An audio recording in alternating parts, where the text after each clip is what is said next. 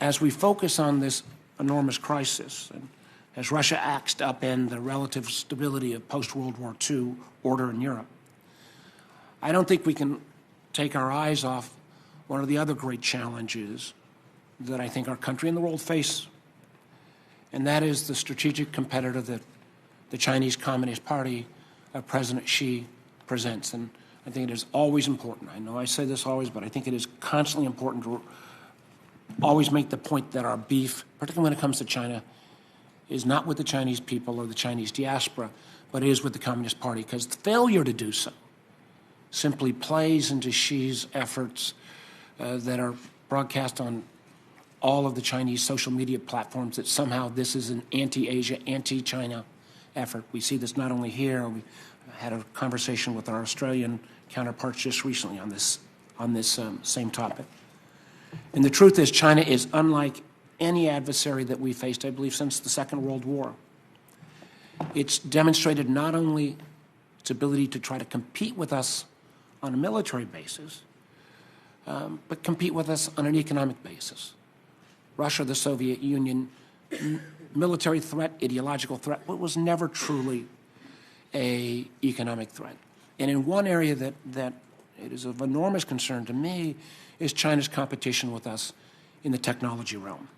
I got my start in telecom about 40 years ago, and I could never have imagined all the innovations that have come about from technology. Social media, satellites, high-performance computing, semiconductors, the list goes on and on. Technology has become so incredibly integral to our lives and our national security, and I truly believe that whoever wins the technology race in the 21st century will lead to economic and other levels of dominance.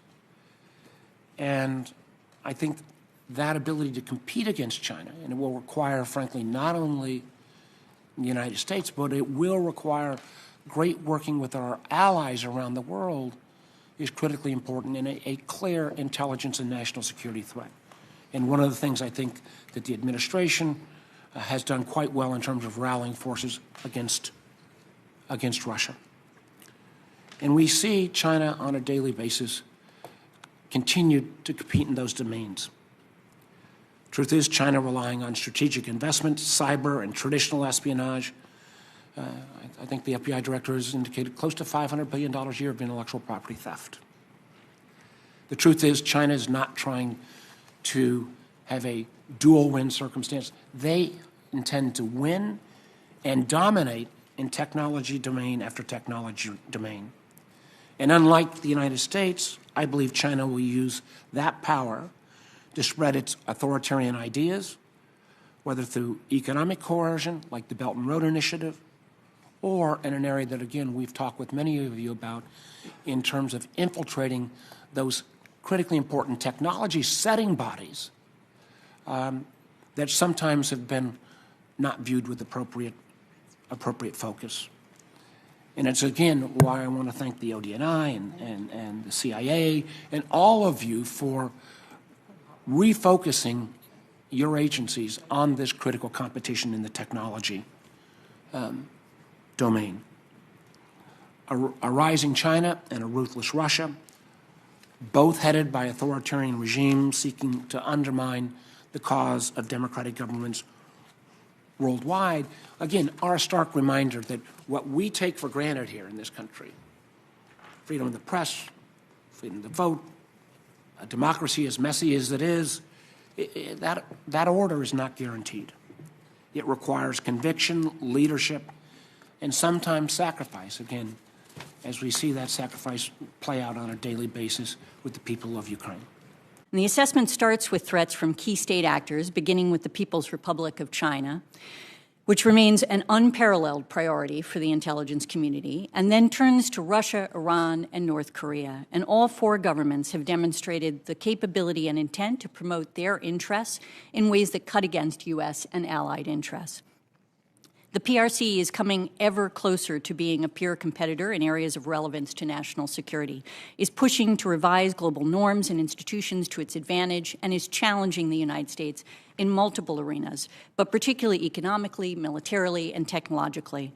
China is especially effective at bringing together a coordinated whole-of-government approach to demonstrate its strength and to compel neighbors to acquiesce in its preferences, including its territorial and maritime claims and assertions of sovereignty over Taiwan.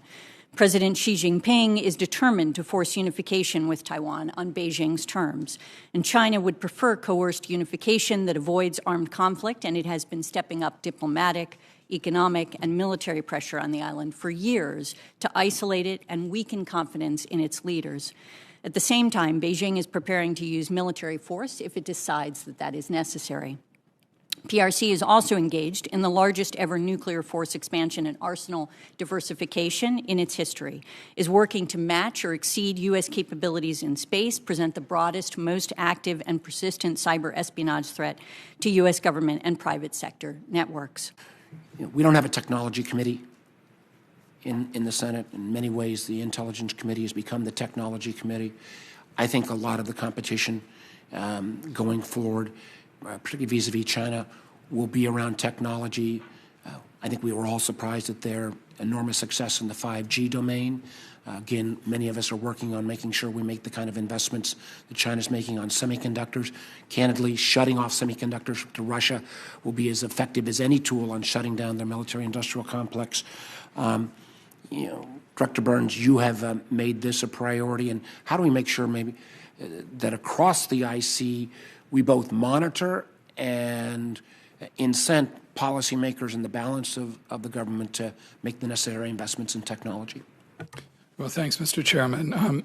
Nothing is going to matter more to the future of CIA, and I think the U.S. intelligence community more broadly, than our ability to compete technologically. It's the main arena, as you said before, Mr. Chairman, for competition with China. So, just in the last couple of months, we've established a new mission center at the CIA alongside a new mission center on China, an equally important mission center focused on technology issues, to make sure that we're anticipating keeping pace, getting out ahead of the pace of innovation, to deepen partnerships with the private sector, because that's absolutely essential, I think, to our future as we look at competition and technology. We've just created the position of a chief technology officer for the first time at CIA. So all of that, I think, reflects the enormously high priority that we will continue to attach to that set of issues. Thank you. Director Burns, on your another idea about the economy, do you think Putin overestimated what the Chinese might be able to do to offset the sanctions and other economic activities, or do you think the Chinese will step in a way that he might have anticipated? Thanks very much for the question, Senator. I think he may be overestimating the extent to which the Chinese leadership will be able or willing to help him deal with the quite severe economic consequences of his invasion of Ukraine. It remains to be seen how this will play out, but, I recall after the sanctions that were levied against Russia after his prior aggression in Crimea, the Chinese drove, a very hard bargain over pipelines that the Russians were trying to negotiate. So they weren't, particularly flexible or sympathetic in a way during that period as well. So I suspect there's not going to be any easy out for President Putin as he looks at trying to deal with those economic consequences, not from the Chinese, not from anyone else. Do we have any sense of how the Chinese have reacted to their recent locking arms with the Russians right before all of these events happened? I think, Senator, that the Chinese leadership first has invested a lot in partnership with Russia, and I don't expect that to change anytime soon. I do, however, believe that the Chinese leadership, President Xi in particular, is unsettled by what he's seen, partly because his own intelligence doesn't appear to have told him what was going to happen. Second, because of the reputational damage that China suffers by association with the ugliness of Russia's aggression in Ukraine. Third, by the economic consequences at a time when, growth rates in China, as you look over the rest of this year, are lower than they've been in 30 years. And fourth, I think, because President Xi is probably a little bit unsettled as he watches the way in which President Putin has driven, Americans and Europeans more closely together and strengthened the transatlantic alliance in ways that would have been a little bit hard to imagine before the invasion began.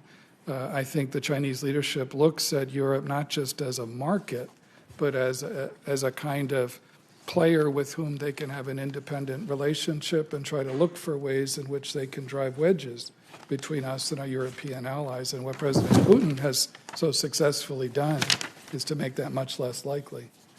Well, I didn't intend to dwell in this public session on China as much as I'm going to wind up doing it in my 5 minutes, but the Chinese have also announced their plans, their intention, their capability devoted to biotech, and underlying those activities, I think, is something Director Wray and Director we should be really focused on, is how much that may impact Americans as Chinese try to get more information about Americans in various ways as they develop their own biotech potential to impact populations.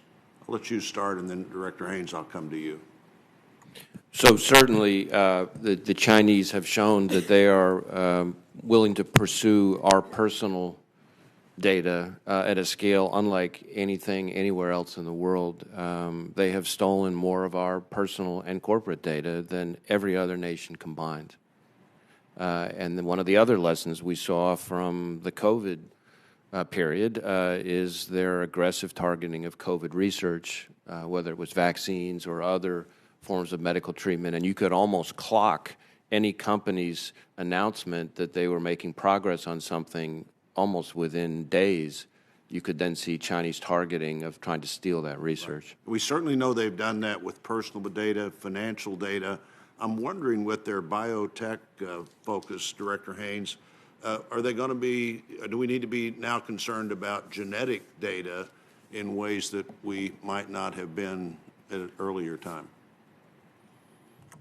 Yeah, we do have concerns with bio data across the board, and I think not just genetic data, as you point out, but that's a critical aspect of it, and the collection of that by China in particular, but other countries as well, and how that can be used in the future, particularly as the technology develops. So, absolutely. That's right. I've noticed some of the reporting here and the studies here, or you could take this biotechnology, look at populations here or Africa or other places, and decide to do things that specifically have impact on just a segment of the population that has the genetic code that may be susceptible to that, where their surrounding neighbors and others in the country don't have. I think it's an area we'll be talking more about, and I look forward to discussing that further. Thank you. The threat assessment says, and I'm quoting in pertinent part, quote, Beijing's willingness to use espionage, subsidies, trade policy to give its firms a competitive advantage represents not just an ongoing challenge for the U.S. economy and its workers, but also advances Beijing's ability to assume leadership of the world's technological advancement and standards, unquote. As many of you know, Senator Cornyn and I have worked for a good while now on a piece of legislation which would institute as a matter of law, a committee to review outbound investment, especially the offshoring of critical U.S. Supply chains. How's the IC working to better understand both the Chinese government's surreptitious efforts to gain an unfair competitive advantage over U.S. firms and workers?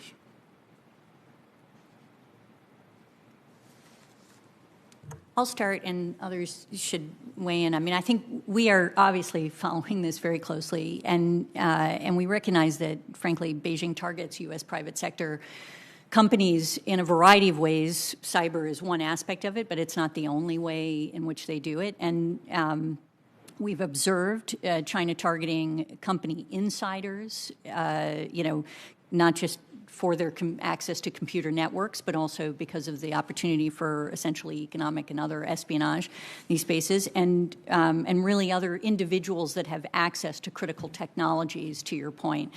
We've also observed China engage in theft of trade secrets, U.S. export control violations, hacking, ransomware, cyber pieces. All of this leads to grave concerns, obviously, with respect to their capacity to steal from American companies and, and innovation, and to ultimately use that to bolster their capabilities to promote their own technological advancement in areas that are of critical national security interest to us. And we've also seen how they've created an essential legal framework that provides them with access to companies that invest or that move to Beijing in order to allow for that information to be used by the Chinese government and to be,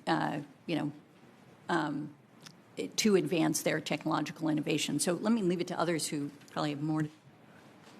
Director Wray. I would just add that some of the reforms that have taken place, thanks to this committee's leadership on the CFIUS process, for example, have been extremely important, and we've dedicated now collectively significantly more resources to trying to be more proactive, which is what some of the new authorities enable us to do that. Certainly, the FBI, we now have about a 1,300% increase in economic espionage investigations tying back to the Chinese government from, say, a decade ago. And we are finding that more and more, much as Director Haines referenced more broadly in her opening statement, that sharing information through a variety of ways with private sector partners often enables them to make responsible decisions that maybe in the past, in a short-sighted way, they would not have made. And I think that's ultimately going to have to be a key part of this as we go forward. We can't just investigate or disrupt our way out of it. We need the private sector engaged, too. I think one of my first questions in a large strategic sense for you, Director Haines, is China-Russia cooperation. To what extent, it seems to me in the last couple of years, or really in the last year, we've seen a closer cooperation and communication between those two countries. How do we assess that? It seems to me if you're talking worldwide threats, that's one of them.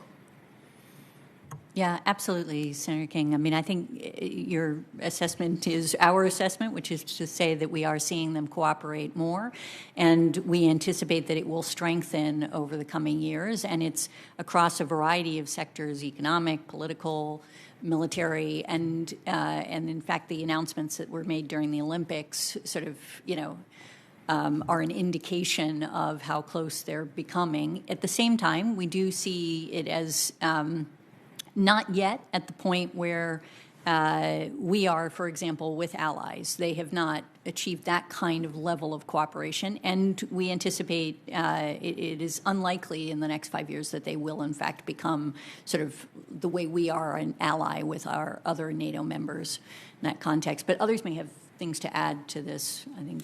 Director Burns? No, the only thing to add, Senator, is as Director Haines said, I mean, the joint statement that President Xi and President Putin issued on the 4th of February at the beginning of the Winter Olympics was the most sweeping, expression of their commitment to partnership we've seen. But I would only add that I think what's unfolded in Ukraine, the ugliness of it, the flawed assumptions that underpinned it on the from the point of view of President Putin, have unsettled the Chinese leadership a little bit. They're unsettled by the reputational damage that could come from that for them. And the Chinese seem more concerned about reputational damage than Russia, just generally. Well, Russia, yeah, President Putin's a low bar in terms of concern about reputational damage, I think. But I do think they're concerned about that. I think they're concerned about economic consequences at a time when, their own projected growth rates are lower than they've been in quite some time. And I think, as I mentioned earlier, they're concerned about the way in which President Putin is driving Europeans and Americans closer together at a moment when I think the Chinese have always valued their independent relationships with the Germans and other leading Europeans as offering opportunities to drive wedges between them and the United States, which I think President Putin's actions have helped to deprive them of. So I think they're concerned by all that. Could you explain to us how Chairman Xi views Putin and this invasion a month ago, today, and a month from now? I mean, I think, as I said, I think the Chinese leadership, President Xi, has invested a lot in partnership with President Putin and Russia. I don't think that's going to change anytime soon. It's for a lot of very cold-blooded reasons. I do, however, think that President Xi is unsettled by what he's seen transpire in the last 15 days in Ukraine. I don't think they anticipated that the Russian military was going to prove largely ineffective so far. I don't think they anticipated that the West would react with such resolve in terms of not only military support for the Ukrainians, but also in terms of economic consequences as well. I think they are worried about reputational damage, and I think they're worried about the wider economic consequences at a time when, especially in 2022, with the Chinese leadership preoccupied by the Party Congress in November, they're looking for relative stability and predictability in the global economy. This unsettles that as well. So I think that's raised, some question marks, in the minds of the Chinese leadership as they look at what is going to be an enduring partnership, but maybe with a few more concerns than they had 16 days ago.